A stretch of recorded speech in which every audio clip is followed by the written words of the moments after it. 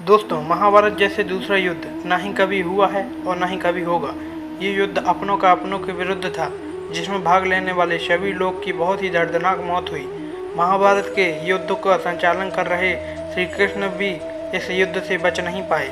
महाभारत युद्ध को गुजरते हुए 8 सालों हो रहे हैं, लेकिन अभी भी महाभारत से ऐसे कई जुड़े हुए रहस्य हैं जिन पर से पर्दा नहीं उठा है। आज हम वही रहस्य आपको बताने जा रहे हैं। पहला, महाभारत किसने लिखी। बहुत से लोग यही जानते हैं कि महाभारत वेदव्यास जी ने लिखी, लेकिन यह अधूरा सच है। कृष्णदेव पंत जैसे 27 वेदव्यास पहले ही हो चुके थे, जबकि ये 28वें वेदव्यास थे। उनका नाम कृष्णदेव पंत इसलिए रखा गया क्योंकि उनका रंग कृष्ण जैसे श्यामला था और वे एक द्वीप पर जन्मे थे। दूसरा, कौरव 100 नहीं 99 थे। धृतराष्ट्र और गांधारी के 99 पुत्र थे और एक पुत्री थी जिन्हें कौरव कहा जाता था। कुरु वंश में जन्म लेने के कारण उन्हें कौरव कहा जाता था। कौरवों में से सबसे बड़ा पुत्र दुर्योधन था।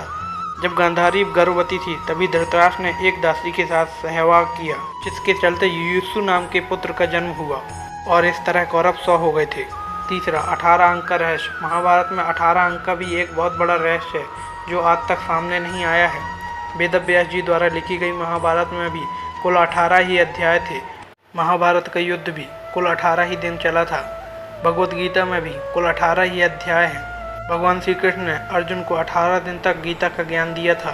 इस युद्ध में प्रमुख सूत्रधार भी 18 ही थे और महाभारत के अंत में 18 ही योद्धा जीवित बचे थे।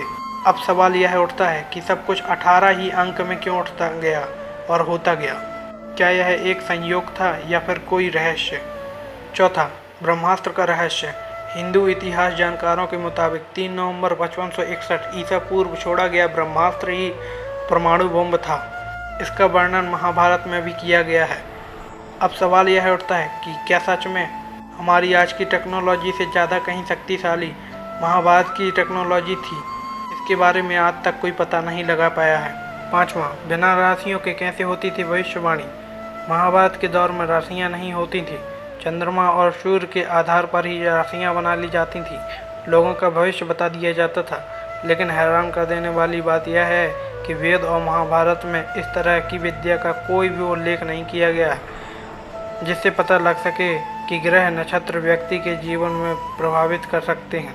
महाभारत से जुड़ी ऐसी जानकारी अभी बहुत ही रहस्यमय बनी हुई है और शायद ही इन बातों को पता चल सके। धन्यवाद।